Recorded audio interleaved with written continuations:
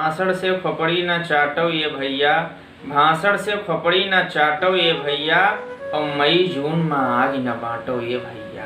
भाषण से खोपड़ी न चाटो ये भैया, और मई जून में आग न बांटो ये भैया।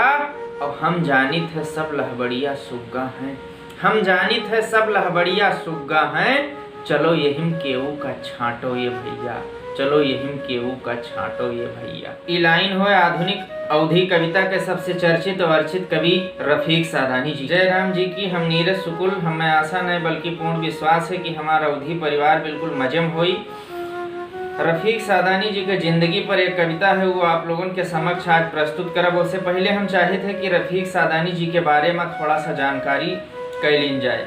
रफीक सादानी जी के जन्म 1934 ईस्वी में म्यांमार बर्मा में भा रहा।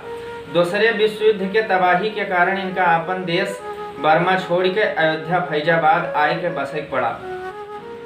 इनके स्कूली पढ़ाई ज़्यादा नहीं भय रही, के बावजूद भी इनके मुशायरा में बहुत बड़ी धाक रही।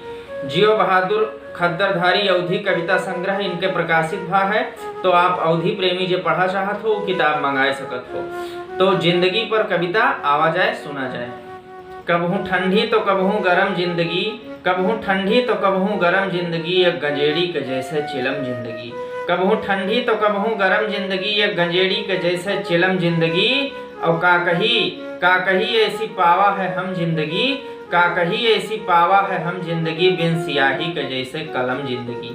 का कही ऐसी पावा है हम जिंदगी, बिन सियाही के जैसे कलम जिंदगी।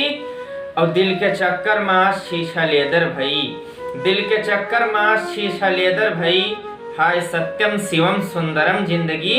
दिल के चक्कर में शीशा लेदर भई, हाय सत्यम शिवम सुंदरम जिंदगी।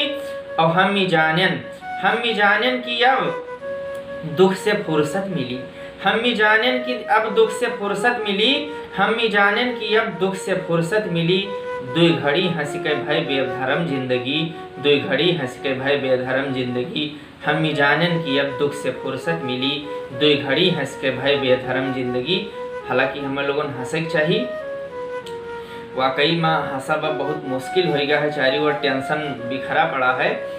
तो अब आप लोगों से यह उम्मीद है कि आप लोग हमारे YouTube चैनल का सपोर्ट की जाए, सब्सक्राइब की जाए। अगर फेसबुक पर आप वीडियो देखत हो तो पेज का लाइक करो। फिर कोनो नई कविता के साथ या अवधी के कोनो बड़वार नाव, अवधी के कोनो बड़ा साहित्यकार का रचना आप लोगों के समक्ष फिर अगले दिन प्रस्तुत करब। तब तक के लिए जय राम जी।